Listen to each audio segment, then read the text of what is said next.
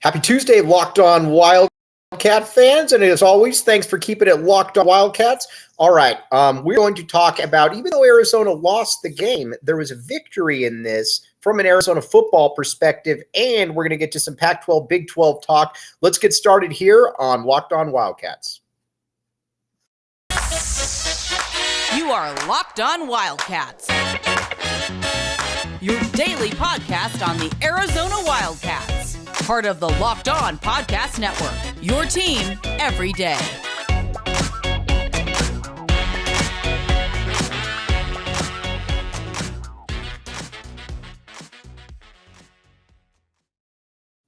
Thanks for keeping it Locked On Wildcats. I am your host, Mike Luke. All right, now, lots to get to this show. First, though, we are going to talk about Arizona USC from yesterday.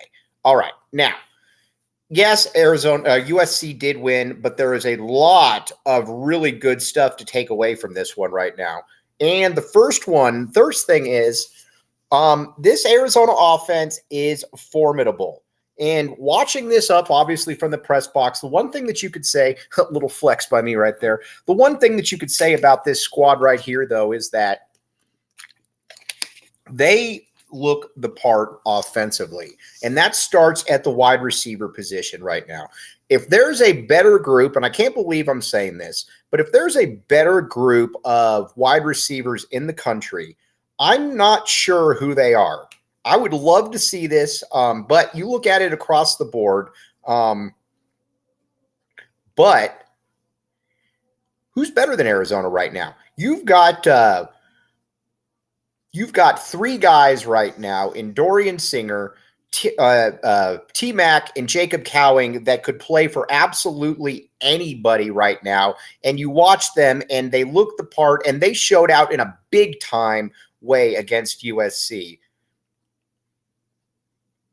One thing, though, that you watch them, though, that's fascinating is T-Mac, the five-star wide receiver, obviously gets a lot of headlines, and Jacob Cowing, the big-time transfer, gets a ton of headlines. But Dorian Singer, though, is a monster. And you saw that against USC. They really couldn't guard them. He really couldn't guard it. And again, I'm just kind of at a loss for words right now. But when you watch what Singer was able to do, he was able to get deep. He was able to get over the middle. He was able to work basically anything you want. And that's the guy that's the third wide receiver on this team. Then you look at Jacob Cowing, and again, I tweeted this out earlier, and I basically said, maybe Homer Talk speaking, but is there a better wide receiver unit in the country than the one for Arizona football? I don't know that there is. I really don't. And it's weird to say this, but I really don't know that there is. And again, you're looking at a bunch of NFL players right now. They're looking at three NFL guys right now, and Jayden de Laura is the quarterback that can get them the ball when they need to. One thing that I think is very fascinating, though, is about how they all complement each other, and you saw that against USC. In that McMillan is big, he's physical, he can make a lot of plays out there. He looks like what a five-star wide receiver should look like.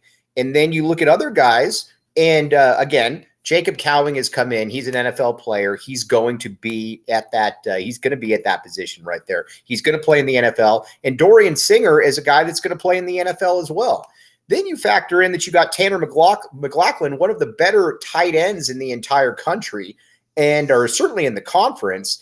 And I don't know that there is really anything that you can take away from this unit that isn't just incredibly, incredibly impressive by what Jeff Fisch has been able to do here. Again, you factor in Jayden de Laura, a quarterback that can get everybody the ball. And this is pretty impressive work right there. Now, again, this team is far from perfect. We all know that. There's obviously some major issues here on the defensive side, and we'll get to that.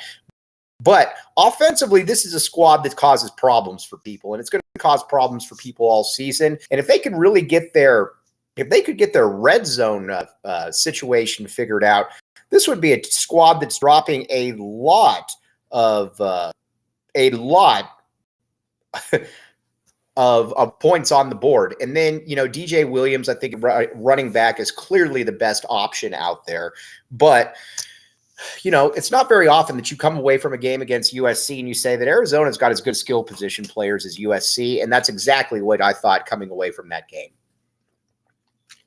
Now, it's not all roses right here. Roses, see what I did there? It's not all roses for sure. There's obviously some concerns.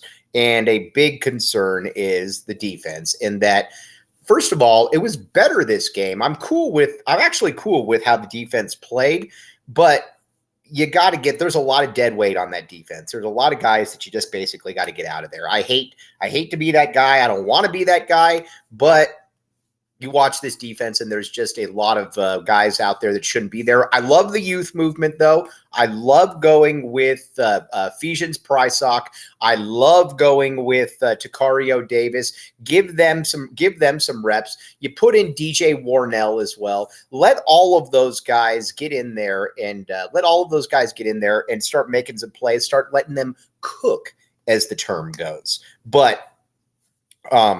But Jacob Manu, love seeing him out there. Love seeing Deuce Davis out there. A lot of different players out there that you're got to be enthused by watching. And quite frankly, that's a big tip of the cap to Jeff Fisch right there, because this unit right here was not supposed to make the kind of leap that it did, and that's where I think it's incredibly impressive. So again, we'll see how this goes, but I was more than okay with the performance that Arizona put out there, and I think that this is going to be something that everybody can really build on. Now, again, the defense is a massive problem. There's no doubt about that. I'm not going to sit here and pretend that it's not a massive problem, but you've at least got an offense that looks like it's fixed, and you're going to have talent coming down the board too as well. Because keep in mind, you've got a Noah Fafita, you've got a Braden Dorman coming in, 4-star quarterback. These are guys that can play. These are guys that a lot of expectations are going to be on. So we'll see where everything does pan out. But so far, so good from the Jeff Fisch overhauled offense. Again, the defense is going to be a little bit of a struggle, but we'll see where exactly that does lay. But you also, again, you have talented guys on there as well that certainly give you some hope that Arizona could continue to improve, I guess. Because, again, Jacob Manu can play. DJ Warnell can play. Deuce Davis can play. Ephesians Prysock was absolutely awesome. And so there is some young talent right there. It's just about being able to get them on the field, being able to get them on there and be able to get them in the best positions. But I'm all for taking lumps this year. I'm all for, just put these guys out there, let them see what they can do. And you know what? You might be able to get there, and you might be able to say that quite frankly, this team is on an upward trajectory. You look at their numbers too going into the season. You look at their numbers and just everything across the board is significantly better. If this team had a good defense, or at least an average defense, it would be one of the better teams in the conference. But you know what? Rome was not built in a year. We all know that. Rome was certainly not built in a year, but it ends up getting built. This again, though, was a good game. And it's very rare that you see an Arizona team that you look at and you're like, man, they could hang with SC from a talent perspective. You generally don't see that. So again, kudos right there. All right. Now, a couple of house cleaning notes right here. Got to talk about SweatBlock. All right. SweatBlock is how many times everybody knows somebody that has problems with sweating, has major issues. And so, Pamela, and this is just a story, but Pamela would hide in her office every 30 minutes to dry off her armpits so that no one would see the wet circles under her arms. That is not, everybody knows somebody like that sweats a ton. And you know what? It's a problem. Nobody likes having to deal with that.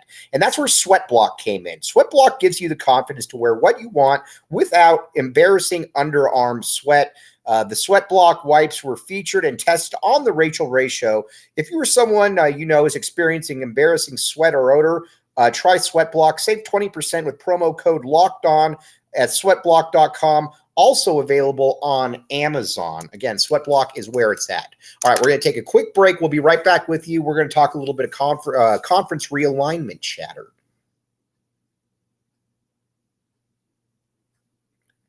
Thanks for keeping it locked on, Wildcats. I am your host, Mike Luke. All right, now we got a lot more to get to here.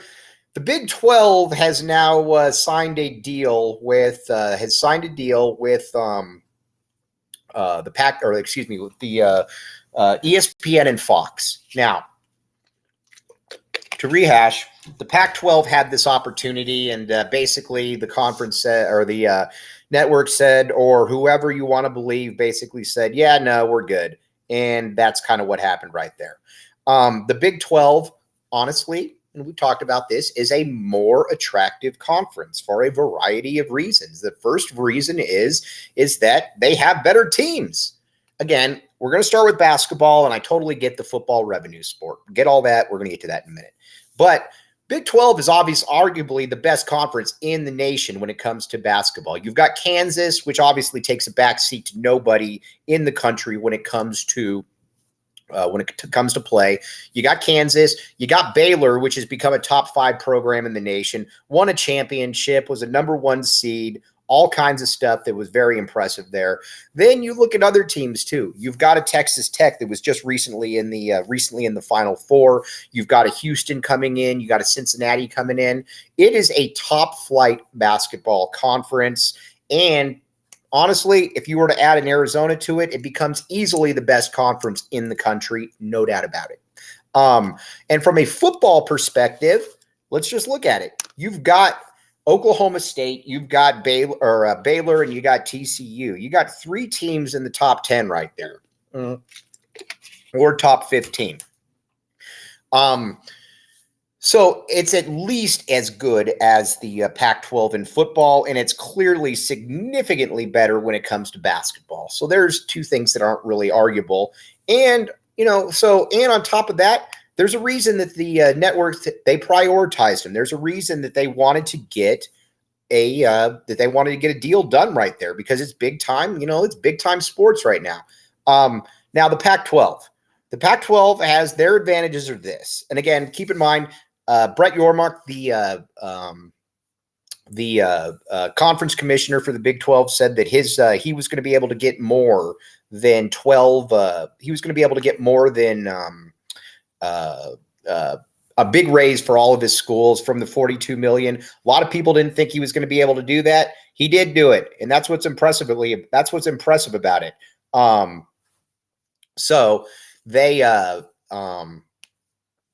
So we'll start with that. But he said, I'm going to be able to get everybody a raise. Not only did he get him a raise, he got him a significant raise. Now, again, there's $31 million, which is a straight network TV deal. And then on top of that, there is the there's the number of about $50 million, which is going to go up, probably going to be closer to $60 million. So Brett Yormark knew what he was doing there. So there. But what happens, though, and what's fascinating in this entire situation now is that, sir, it was leaked. Now, what's going to happen with George Kliavkoff? Now, a lot of people think that they'll be able to get that flat $31 million, from a streaming service, but I don't really know that you're going to be able to make up that other ground right there. You're going to be able to get to that $50 million flat number. I don't really see that one happening. As a matter of fact, I'd be very surprised if it got up in that upper high 50s number that the Big 12 is probably going to be dealing with. So there's that. And then when you look at the rest of the conference right there, you've got a lot of, dregs. The Pac-12 in basketball without the LA schools is absolutely terrible. It just is. The Big 12 is absolutely terrible, or the Pac-12 is absolutely terrible. It's Arizona, it's Oregon, and it's a bunch of other teams that just, quite frankly, don't matter at all and aren't going to really ever matter. And then in football, it's Oregon and Utah, and that's it. So, I guess take what you want from it, but it's not athletically, it's not a good conference. Now, you can say this, that the cities in the Pac-12 are definitely better than the cities in the Big 12, and the academics are definitely better as well. Not going to argue any of that, but you know what? To me, this is about athletic competition, furthering your athletic programs, and making money, and that's where the Big 12 comes into play right there. All right, we're going to talk a little bit about the Pac-12 here and the rest of the conference in a moment, but got a couple other things that we got to get to, a couple house cleaning items, as the kids like to say. And first of all, why don't we talk about, all right, My Solar Nerd. All right, but actually, yeah, MySolarNerd.com. Everybody has had a situation with somebody where, especially out in the desert, where you're like, all right, should I get into solar? Should I not get into solar? What exactly should I do? My Solar Nerd is the place that makes it easier for every to be able to find out what. First of all, they don't get paid anything, and then second of all, what's impressive about My Solar Nerd is that they've been here. They have a great reputation throughout the entire Southwest, and I can vouch for it that it's worked for me. I used My Solar Nerd. It helped. Now, here's the better part. Listeners will get a $50 Amazon gift card when they book a no commitment evaluation. This promotion is only for listeners, and again. And if you got to put in promo code Locked On and select Locked On how you heard about it.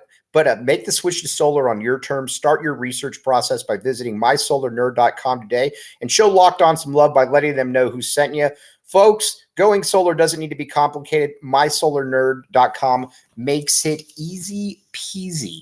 All right. Now, when it looks at the rest of the conference and the lay of the land, what's going to happen with the Big 12 or the Pac-12? And the one thing that I've maintained is that when I watch George Kliavkoff, there's not much about him that inspires much confidence. I look at George Kliavkoff, and first thing he says is when he comes in, we've talked about this, but the first thing he says is, I'm not interested in in